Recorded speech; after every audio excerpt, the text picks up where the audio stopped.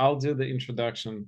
Welcome to Mindfulness Experience with access to Integrative Medicine Health Institute and the GW Office of Integrative Medicine and Health and GW Resiliency and Well-being Center. AIM is the first 501c3 nonprofit in Greater Washington, D.C. area to provide integrative medicine services to low-income and terminally ill patients, regardless of their ability to pay. The office is a global leader in integrative medicine, focusing on professional development and community outreach. The center takes an evidence-based whole-person approach in the health and wellness and well-being services it provides to the GW medical enterprise.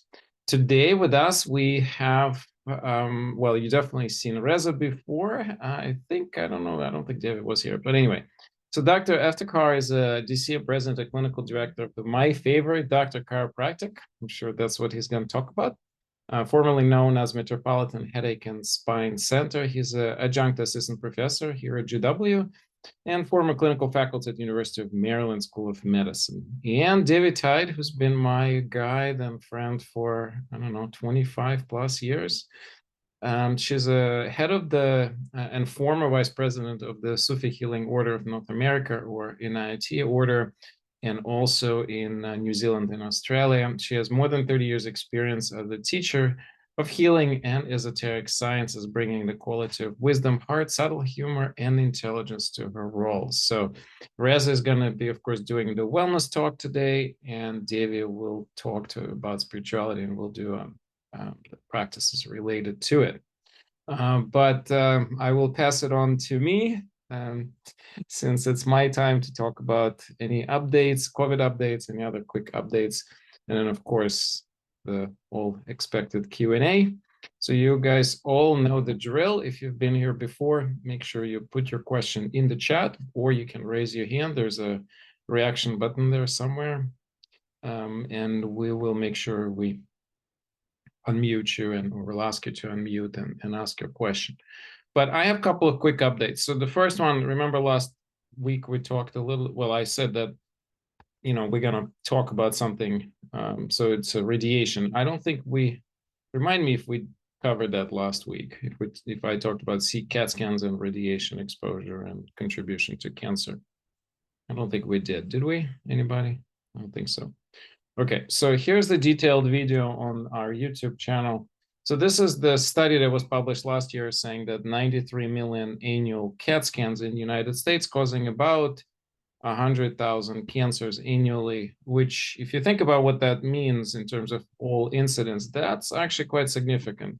There's about total incidence of 2 million cancers per year. So if you look at 100,000 out of 2 million, that's 5% of all the cancers are being caused by us, by CAT scans. Now, that's from one CAT scan. That's the risk of one CAT scan adding 5% risk of all cancers combined. So if somebody has multiple CAT scans, of course, that risk goes up. Now, the video has a very detailed information. One thing I hope that you will take a look and visit is very interesting chart on what particular X-ray, how much radiation you get. And so if you think that the mammograms are benign, think again. So go and take a look. I'm not going to spoil you the fun, because part of it is it's pretty careful analysis, but I will tell you a couple of good news. So first of all, if you're worrying about the dental X-rays or DEXAs or airport security, don't. Those things are pretty low dose radiation. Airport security is completely close to nothing. Basically, it's very low. The question is, should you be worried if you have a bunch of other X-rays? So can there be a compiled effect of one thing on top of another, and how does this gets added on? Again, probably in a scope, if you have a CAT scan and then comparing that to, let's say, a chest X-ray, there's such a global difference between the total dose of radiation per each that really not necessarily comparable all in all. So that's it. And, the question, of course, comes up, well, what can I do? Well, first of all, of course, don't get a CAT scan if you don't have to.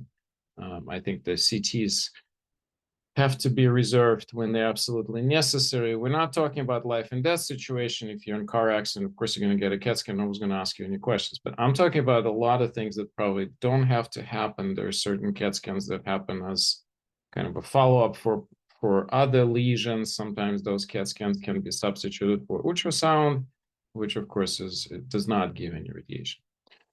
So that is one of my topics for today. And again, the video link to the video is in the chat now. Of course, we're going to make sure we also get that link if you're watching this in recording. Next, real quick is COVID updates. There's not a lot. I did find interesting recent studies showing that it seems like that the incubation period for COVID is shrinking. So in the beginning of pandemic, it was closer to 7 days. Mid-pandemic was 5. Now it's about 2 to 3 days. So it's a very quick. Why is it maybe important? Well, when the incubation period shortens, there are two things that happen. One, it's much easier to track, right? So it's much easier to identify people where the exposure occurs because it's a shorter period. And second, it usually means that it's more contagious virus, right? Because it takes it a lot less time to propagate, and thus it will potentially spread faster too. So those are the two things to keep in mind. There's of course, given the politics of today, there's a lot of really weird messaging about vaccines. It's not even clear if any mRNA vaccines will be allowed whatsoever. There's some conversation about shutting down entire mRNA vaccine research and canceling all mRNA vaccines going forward, et cetera, et cetera. So I don't know, but I did look up what's going on with Novavax because, as the fall approaches, those of you who don't want to get mRNA vaccine, which I understand if you don't, theoretically, at least the Novavax should be available. So there's good news is that looks like the current government is giving green light to reanalyze Novavax because Novavax did not have approval for the boosters. So now they're going to try to get approval for the fall. So hopefully that'll happen. So there's more choices for those who want to get boosters.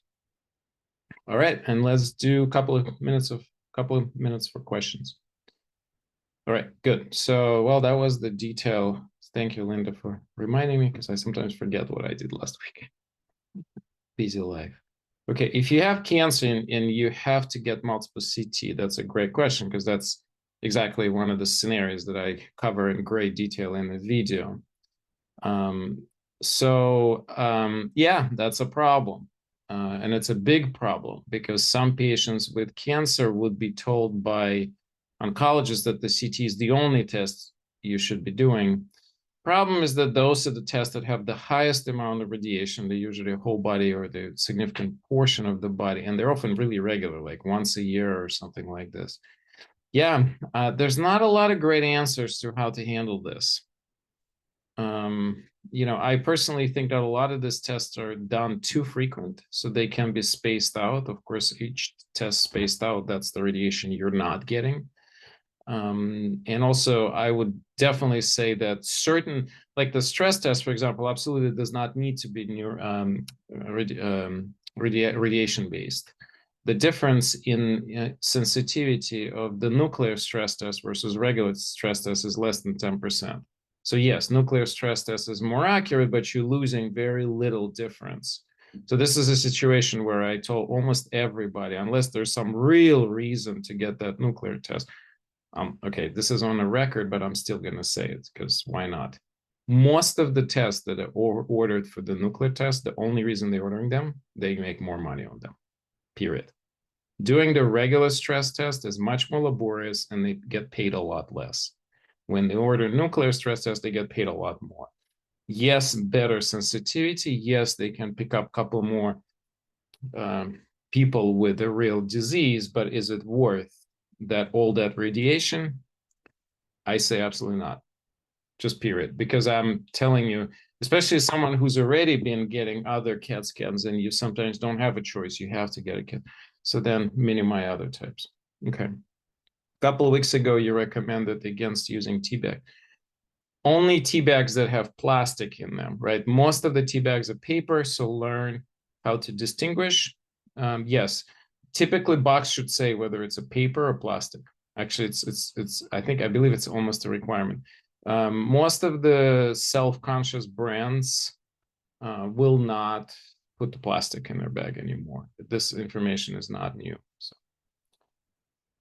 So MRI is fine. MRI has no radiation. MRI is the test that often I recommend to substitute CAT scans with. Just make sure you don't get a contrast if you don't have to. Contrast in US, Europeans prohibit the US contrast. Well, they're not prohibited, but they're really rapidly going away from it because the gadolinium is toxic. It's heavy metal. EU has developed several non-heavy metal MRI contrasts, which are rapidly being introduced in EU, and I think hopefully US will follow. So yeah, so if you have to have contrast, well, you don't have a choice. Otherwise, don't get a contrast. Yes, MRI can often be substituted for the CT, but you have to talk to your oncologist because there's some subtle differences. And in certain cases, they will refuse to substitute, but often they can. So, all right, I see Salome has a hand. Don't forget to unmute yourself. Maybe you have covered this and I didn't get it. Is it the intensity of the CAT scan or the frequency, the intensity or frequency of the CAT scan that's important? I don't know how to frame this question. No, I understand. Really important question. So both. Actually, since this come up, let me show you a scale of the actual radiation. Sorry, guys, you're gonna see my desktop for just a second. Okay, so this is the actual video. So what I'm gonna do is I'm not gonna run it, so you don't need to see it. But here in the description, you have a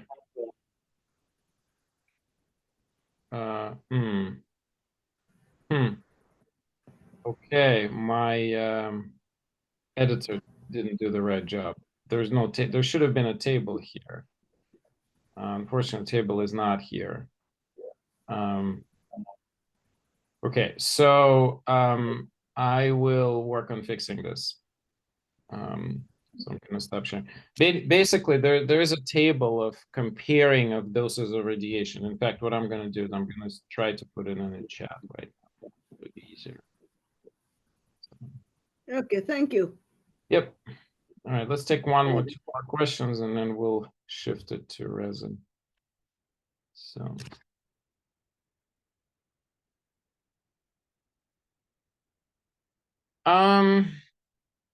Yeah, that's a great point, Linda. Tactfully, I would say is the right way, but say, look, this is my health. Here's the study showing all the risks. You are ordering this test for me, not for yourself. You have to respect my autonomy and my wishes to some degree.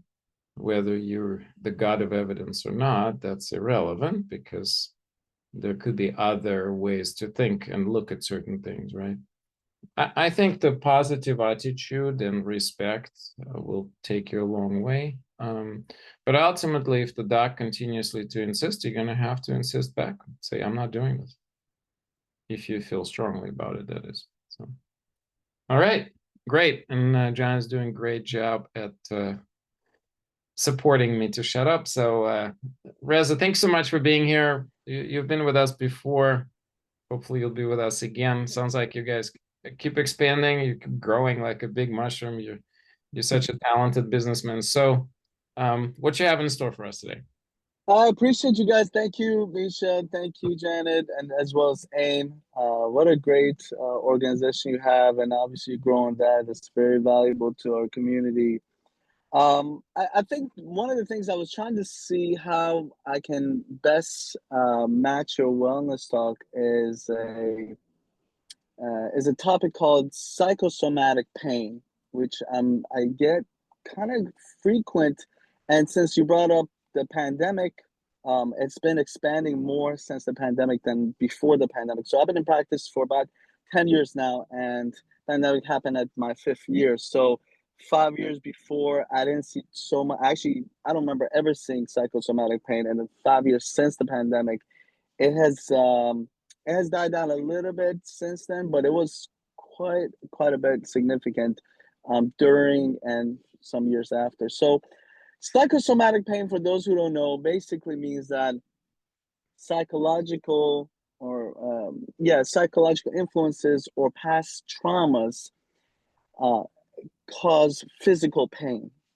And what that means is that people come in with certain ailments, certain pain, and it's actually psychological. It's not it's nothing. They don't know why they have the shoulder pain. They don't know why they have that pain.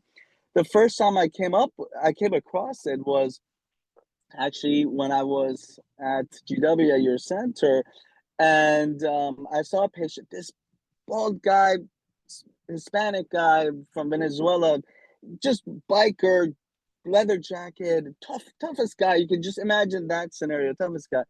And so I remember, I'm a chiropractor, so he came with a little bit of neck pain, so I gave him neck adjustment, and immediately he started crying. And I was just, that's the first time I was like, what happened? He doesn't know why. I was like, are you hurt? He's like, no, I feel amazing. This is so good. And he just started just crying. And I was like, this guy has a beard up to here, bald up top. I was like, did this guy even cry? So anyway, the next day or maybe that evening, he left very happy. I talked to Ben, who's also, I don't know, does he still work with you, Misha? I'm not sure, but he's a psychiatrist oh, okay. He used to work at your center. And so Ben, he's a psychiatrist, excellent guy, talented guy. And so I brought up to him, I said, hey, I don't know why he started crying. And he explained to me about psychosomatic pain, where some people have traumas and they store it in their spine. And so I just was like, I still don't believe this guy, crying, trauma. So I asked them, what happened to you? Like I said, hey, have you ever had any traumas in the past or something like that? And I was expecting to be like, what trauma? I don't have psychological trauma. He's just a tough. And he's like, yeah, I was a political prisoner for 10 years in Venezuela with Maduro, who was I guess, the president, dictator of Venezuela. And I was like, wow, that clicked on me. I was like, wow, that's amazing. So there is such thing as psychosomatic pain. So I went through, did some research on it. And since then, I've been coming across so much psychosomatic pain and people getting relief. It feels like, imagine 10 years worth of pain being lifted off your shoulder, literally the heaviness of it. And people getting anxiety from it, and anxiety leads into depression a lot of times. And so it's amazing how chiropractic care, where most people think about, oh, we fix back pain, neck pain, sciatica, headaches, migraine, posture, but also it plays a big role in psychosomatic and psychological wellness. Now, I'm sure those people also need other therapies, psychological and all that, but it really takes a lot of the pressure off of them. So I want to kind of mention to you guys that, because I feel like that's really well, um, oftentimes not looked into of why some people are having pain. Everyone thinks, oh, you have shoulder pain, you must have done something to it, but it could be or neck pain, you must have done something to it. And these things always cause other issues. You have this heaviness, it causes these knots and put pressure on the nerves and over time cause arthritis and neck pain and migraines. And you go to the doctor, they just give you medication after medication, where you just needed a little bit psychological work with some physical chiropractic wellness, let's say, some physical therapy, some acupuncture, and it just naturally, with no medication, no surgeon, no injection, it can heal a lot of pain. So that's one of the main things that I feel that's overlooked. Even within the chiropractic community, nobody really talks about psychosomatic pain. It's hard to, I think the research part of it's probably difficult. You got to find people that have it, but a lot of times, how can you? I guess the next question is, how do you know if you have it? Uh, to my knowledge, based on some of the research I've done, I mean, obviously, one thing is, do you feel like you have anxiety? Were you diagnosed with any sort of depression, let's say? Do you feel like you've been through traumas that since then you've been having some pain with it? So would have to have some sort of trauma, depression, anxiety, and at the same time you have certain pain. It could be in the hip, it could be in the neck, it could be in the anywhere. It could be weird places that knee, any. And so this is not too well documented too much, but I feel that it should, that as far as chiropractic being helpful for psychosomatic pain, but I think it definitely plays a part. But if you feel like you have pain as well as you're going through some sort of depression or anxiety, some sort of psychological trauma, it could be related and to look into. It also could be two separate things, but typically what happens is when people have depression, their posture gets bad at the same time. You know, you get that looking down more, looking forward more, and every inch your head is forward, it adds 15 pounds into your neck and back, and it causes a lot of pain. And that over time can cause nerve issues and headaches, migraines, sciatic pain, and all started from you being depressed or have anxiety. And some people have anxiety that very.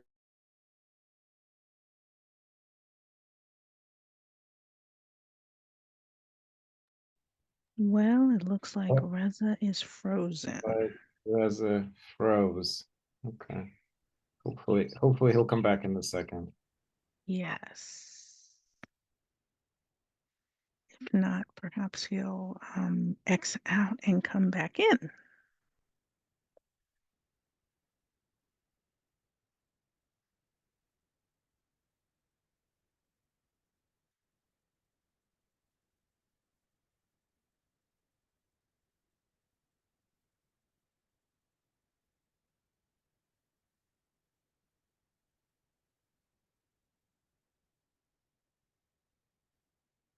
Okay, that looks like that's what he's about to do.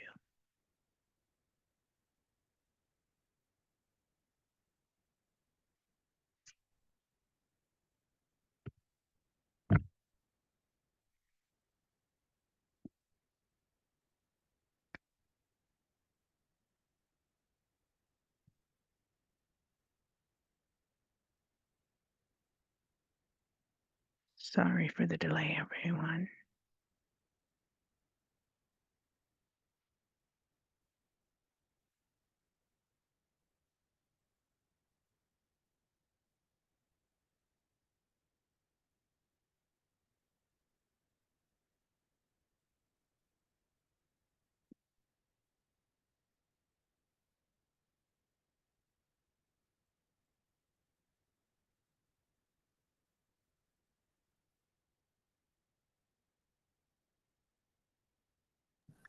Misha, was there anything that you wanted to talk about, perhaps? Yeah, let's wait for him to come back. So, well, I forgot to mention early on, if you want to stay after, I will have a little bit of time. So if you have specific questions to me personally, stay after the meeting. Okay, while we are waiting, yes, I need to stay. Okay. I need to talk to you later. Sure. This is Salome. Yeah, so right. So I think Linda is right. So we've had on this channel quite a number of people talking about somatization and, you know, looking I at. apologize, guys. Oh my God, There you are. Good. Good. We were just feeling my phone just died on me. I am so sorry, Misha. So I guess that's sort of where I want to leave it off. It's about psychosomatic pain and bring awareness to this to the problem. I hope if you guys have any questions, I'll be happy to answer.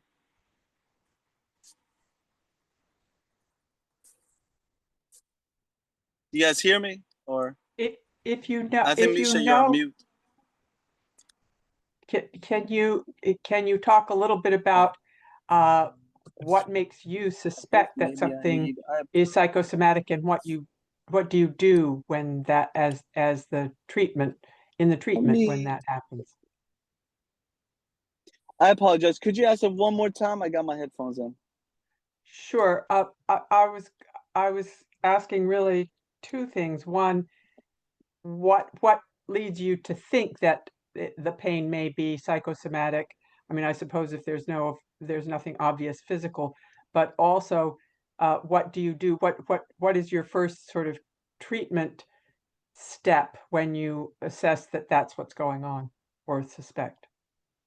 So the first thing I do is I try to relieve their pain, because that's really why they came to me for. So if they have hip pain, neck pain, shoulder pain, and it could perceive different situations, but I try to relieve their pain.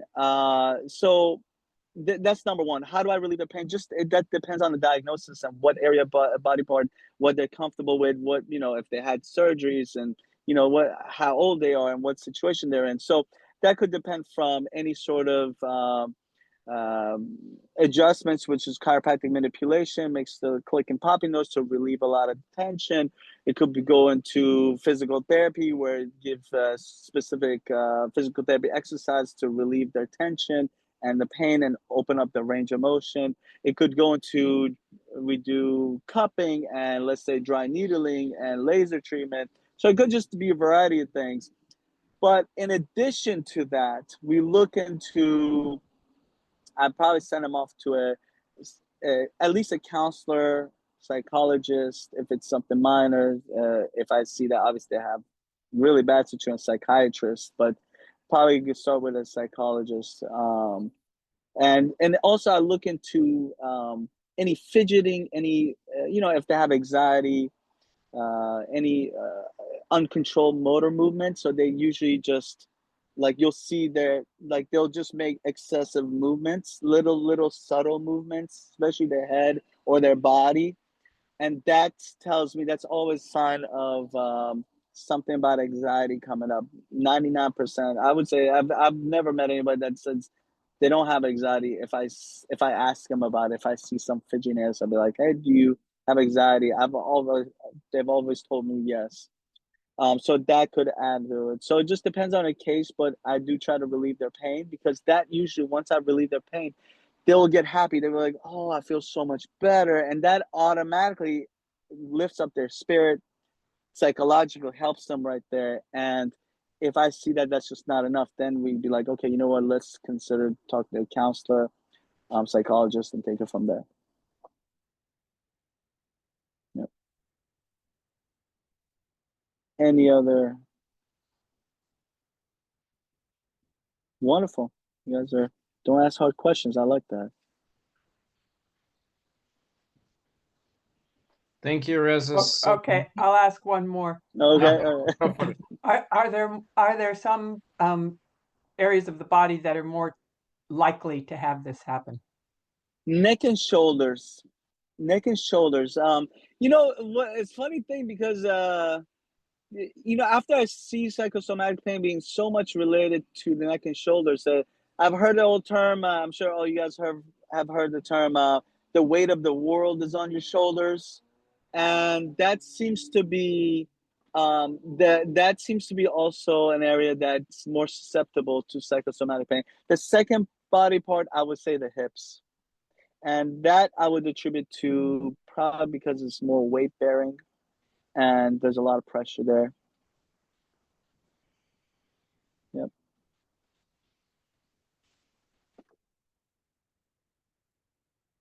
Good. Well, thank you so much. Absolutely. Let's pass it on to Devi. All right. Thank you, guys. Well, I really appreciate the topic of this conversation. We hadn't talked to each other in advance, and yet I was thinking about the very simple things that a person can do to relieve themselves of the inner baggage of their life, which Reza is calling psychological pain.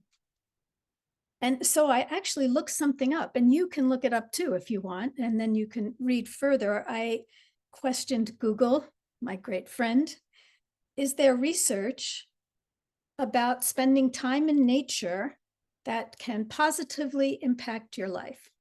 Because I had heard that there was research done that proved that 5 hours, that's the research that I read, 5 hours out in nature every month has a profound effect on one's health. So I looked this up, and I got responses from Nature Magazine, the University of California, Harvard, Mayo Clinic. Lots of places are doing this research. And I want to share the tools that I have that might help you to let go of any under the surface pain that you might have. I am not suggesting that in a moment you go in nature and all of a sudden every ill you've ever had will be cured. Rather, I'm suggesting that you can become the friend of your life's path and help by taking care of it, by having a positive regard to yourself. You can help any kind of treatment that you are currently going through, and also give yourself a chance at a trajectory in your life that might prove to be useful for you.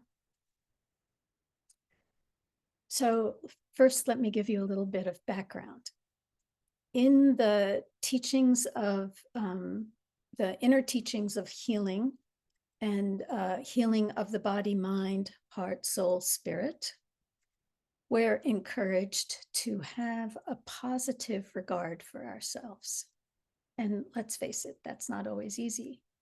If you feel like your body is betraying you, it's hard to have a positive regard.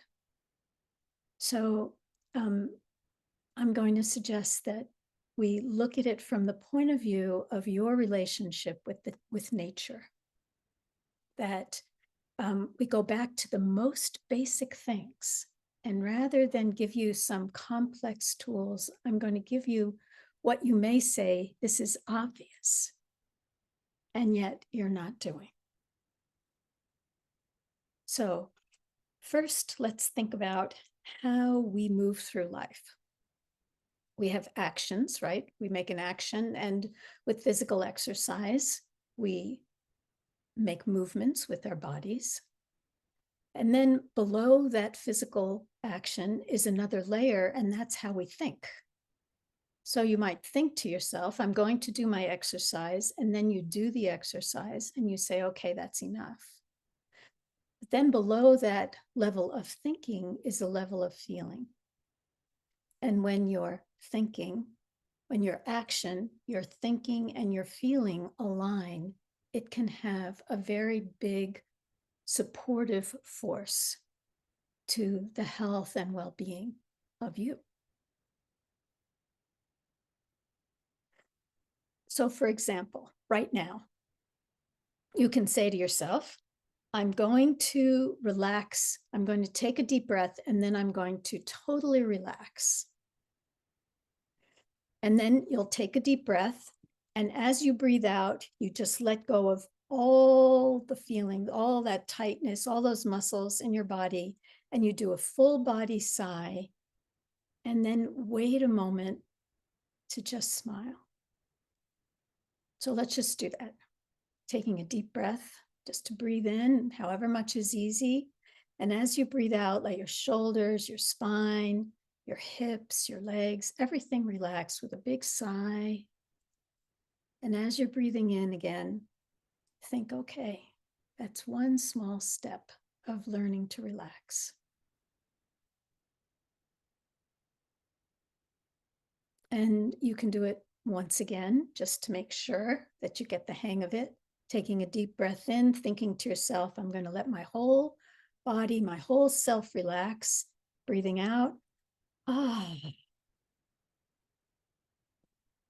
And as you breathe in, thinking it's one small step in the right direction. This kind of sigh connects the brain, the nervous system, with the body and its nervous system. And it helps the two to be in better communication. And you may find, as Reza was saying, that you take a sigh like that and there's an upwelling of emotion. Or you do a sigh like that and you just think, oh, everything's twitching and letting go. All of these are signs that something that was under the surface is being released. So I'm suggesting that when you wake up in the morning, maybe before each meal, maybe before you go to bed, You just say to yourself, I have nothing to lose and everything to gain, to just take that deep breath and do that full body sigh and let whatever has accrued in this day to let go.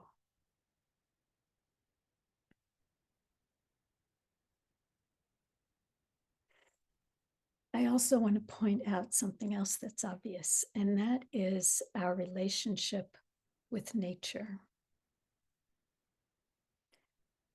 When we breathe, we take in oxygen, we let out carbon dioxide. When the trees breathe, they take in carbon dioxide, they let out oxygen. And so we have this harmonious relationship that we take for granted with the wholeness of nature. If you take a little bit of time to go and sit outside, if going outside is not an easy option, to just open the window and let in some fresh air. We're coming to a time in the year where that's a lot more possible to do in an easy way. And then as you're breathing, think to yourself, I am taking in a gift from nature. And as you let out your breath, I'm giving something back.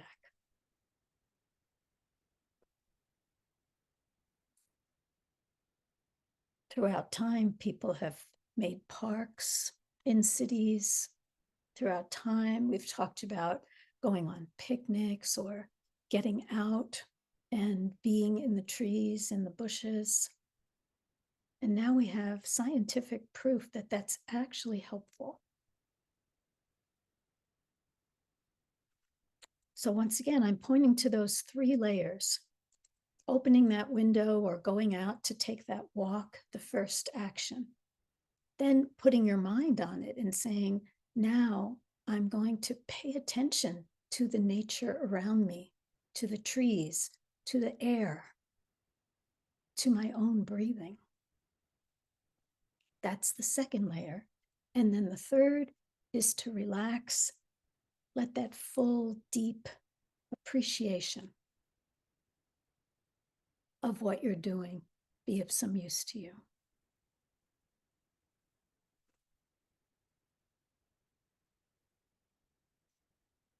It's very easy to get an attitude towards the body that says, we are at odds. My body is failing me. I have pain and I just want it to go away. And to ignore that you can have some effect on the wholeness of what you are living through. Healing shows itself in many ways. It doesn't always show itself in a cessation of symptoms in the beginning. Sometimes it takes a little bit of effort. And sometimes in the end, let's face it, we all get to the end of our life and stop breathing. But while you are breathing, it would be helpful if you tend to yourself in a positive way. So for those of you who are interested, I'd like to do a little practice with you right now. So let's start by turning to the source of your life. You might call that love or nature or God or wholeness or something else. But turn to that and just say to yourself, okay, I'm going to open myself to a connection with this.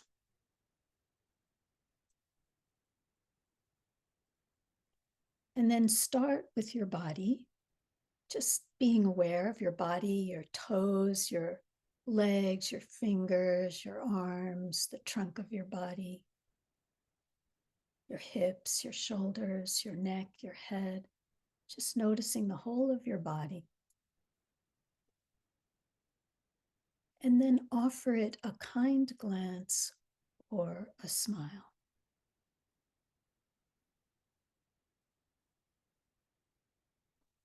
My husband does this every day. And my husband has he has some illness that is not going to go away. And so he talks to his body every day. He says to it, "You're doing so well in very difficult circumstances. I just want to say to you, I'm so proud that you're working as hard as you can." And it's amazing how he has come back from an edge of very difficult circumstances a few times now. So that first step is to look at the body and give it a kind glance or just a positive regard. And you might even let that source of your life also touch it. A little blast of blessing. And then turn to your mind. That whole thinking process, the worries, the fears, the memories, your creativity. And again, just give it a little glance, a smile. Turn to the mind with a positive regard, and maybe let the source of your life also just give it a little touch.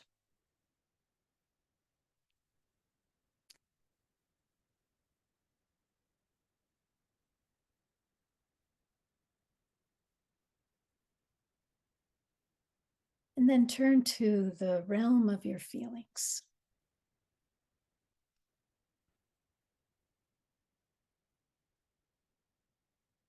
The worries, the anxiety, the difficulties, the happiness, the hope, the whole of that realm of feeling.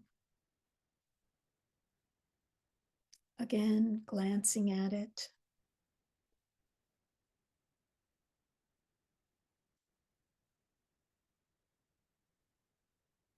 Just a little positive glance and letting the source of your life, the source of all nature, the source of everything, give it a little touch.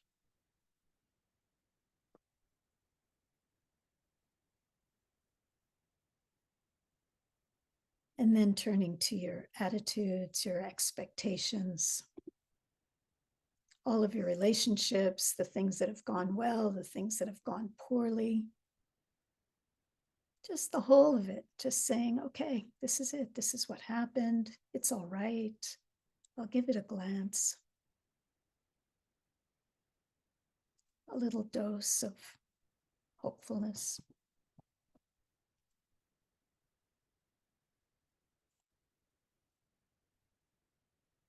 And I'll also let the source of my life give it a little touch too.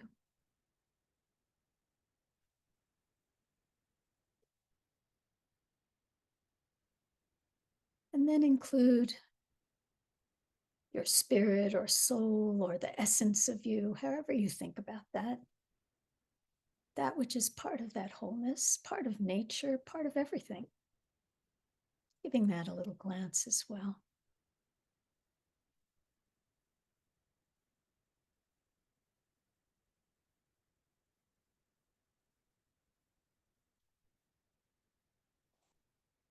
So in this way, you include body, mind, heart, attitudes, spirit, the whole of you.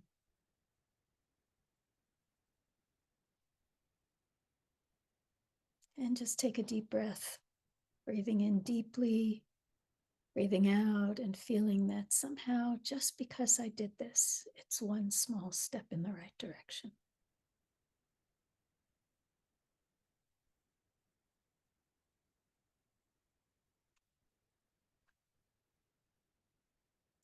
And that's the exercise that I do every day. So I've talked about a few things so far about how time in nature, not just being located in nature, this is what I'm pointing to, be in nature, thinking about nature, and being open to that which is about nature that is healthful and inspiring and revivifying. That's the time in nature that will be helpful, whether you do it by opening the window in your house and just letting some fresh air in, or sitting in a park, or taking a walk. 5 hours a month. That's less than an hour a week to give yourself that gift. And then we've also talked about this idea of a positive regard, like being the cheerleader for the challenges of your life. And we've also talked about that experience of release, that when something does rise up and emerge in the form of tears or twitching or yawning or stretching, laughing sometimes, to just take it as, okay, some of the baggage I've been carrying around, all these suitcases full of past difficulties, I've just put one down and now I can move on. So I want to open things to any questions you might have before moving on. Anybody does have a question, just unmute and say something, or raise your hand, put it in the chat.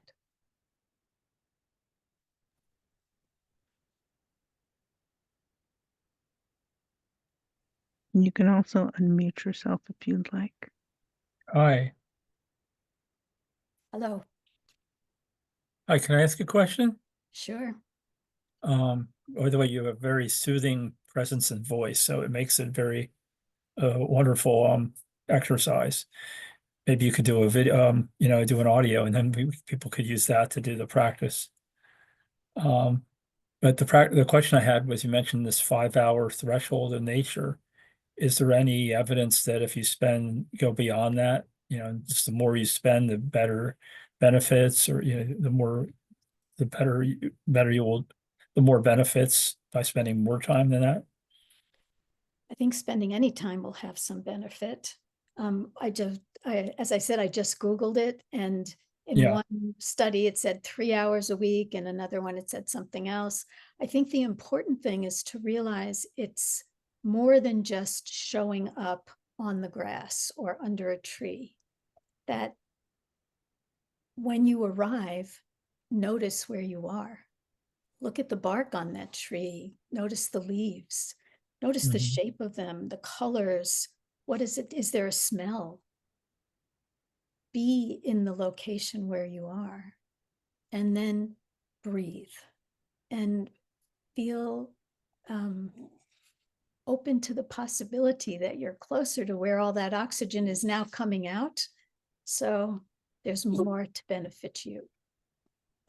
So rather than hours, number of hours, I would make every hour count. Okay. Yeah. But Thank you. Talk about, yes, it's probably 50 years from now, there'll be all kinds of information about this. Right now, I can just go from the experiences that I've had, the things that I've taught over many years, and the benefits that I've seen, and then just Googling the research. So I see this. I wonder about psychological application of physical pain. Can you talk about managing that? Yes. The brain, the brain wants to believe what is strongly messaging to it. And if you have had physical pain over a period of time, the brain is trained to expect physical pain.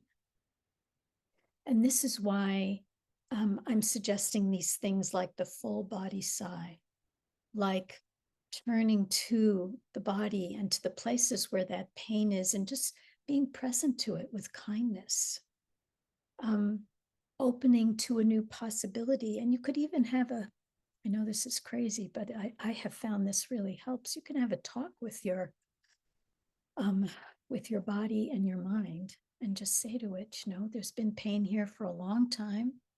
The nerves have been irritated. It's been really difficult. Let's start a new plan. And each day, take a little bit of time to be present to that location. You could put your hands there. You can get with your physician and see whether ice or heat can be helpful. Do physical things to help.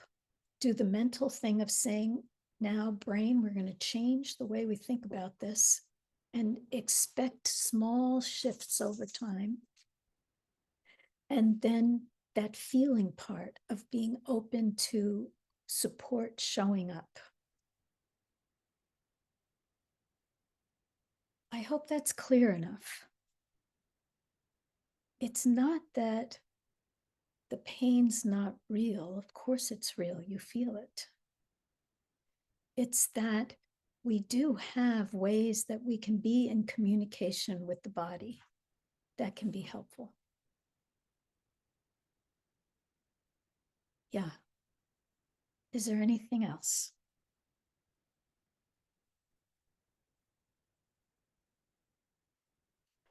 Okay, I want to share one more thing with you, just in case you'd like a little practice that you can do. This is one more, and that is a very simple practice. If you find it easy to breathe through your nose, and there's no stress in doing that, this is a practice you can try. First, you close the right nostril, and then you breathe in and out the left nostril 10 times, thinking to yourself, this is healing my body.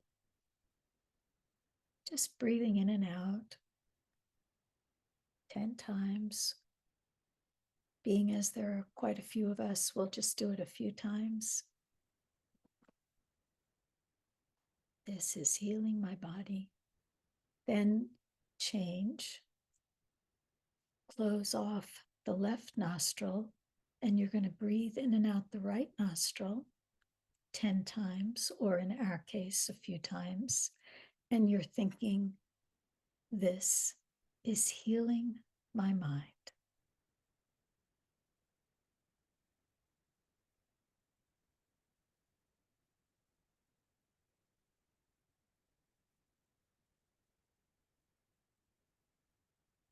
This is healing my mind. And then breathing in and out both nostrils, again, 10 times, thinking to yourself, this is healing my heart.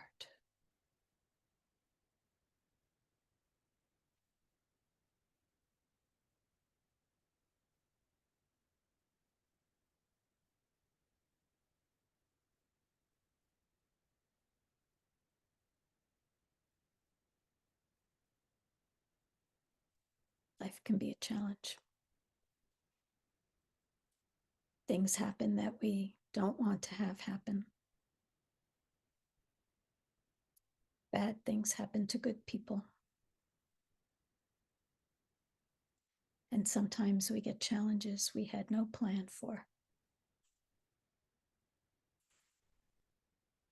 So these tools of appreciating nature, taking the time to notice it, to feel the air on the face, to breathe in deeply and say, I'm taking in a gift of life.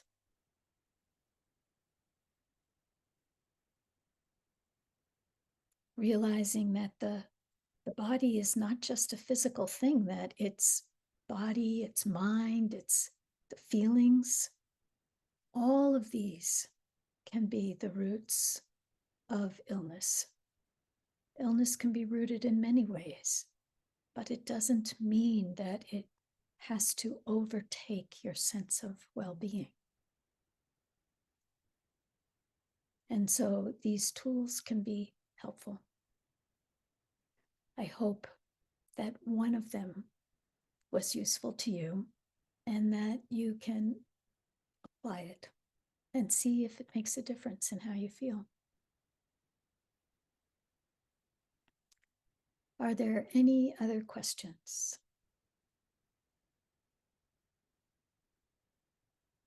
Don't be shy. If you're thinking it, it's quite possible somebody else is thinking it, but they haven't found the words to ask.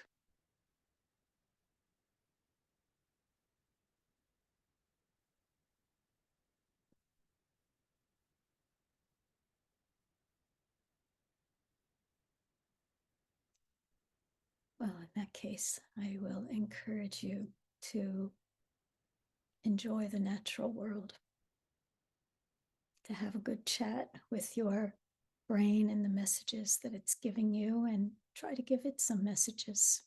Just be kind to that poor mind that is working so hard and trying to help you under difficult circumstances.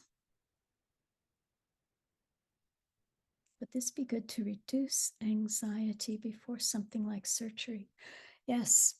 And one thing you can do when you are going into surgery is, before you go in, you can turn to the source of your life, the source of any blessings that might exist. You don't even have to believe in them. Just turning to it is enough. And say, I'm going to give myself over to you, and I'm going to trust that the best thing is going to happen in this surgery. And then when you go in there and they put that thing over your face to put you to sleep, just say to yourself, I'm putting myself in the hands of that which offers me support in life. And then take a nap. And as you're waking up, you may find yourself rising and then falling back to sleep. Each time that you rise up, you can just say to yourself, I'm coming back into life and things are going to improve. I'm hoping for things to get better. Yeah. I always recommend to make friends with the source of your life, whatever you call that. Whatever it is that's giving you breath, that's giving you all kinds of experiences, that makes the trees grow, that makes the grass come up every year, that makes the sun keep going, circling around the center of the galaxies and us circling around the suns, whatever that is. Make friends with it. See what happens. All right. Yes, and somebody did ask for the practice. I can send that. I'll send it. And then if somebody is interested in it, you can just send it out to them. Sound good? Yeah, that sounds good. Yeah, Debbie, this is Janet. Just email me. Okay. All right. I will. Great blessings, everyone. Thank you, Thank you, David. Thank you, Reza. Thank you, everybody. Enjoy the rainy day. So we will have next Friday. Janet put in the chat who will be there next week, but we are skipping the 23rd, which is the Memorial Day. So we'll resume on the 30th after that, but we'll remind you next week.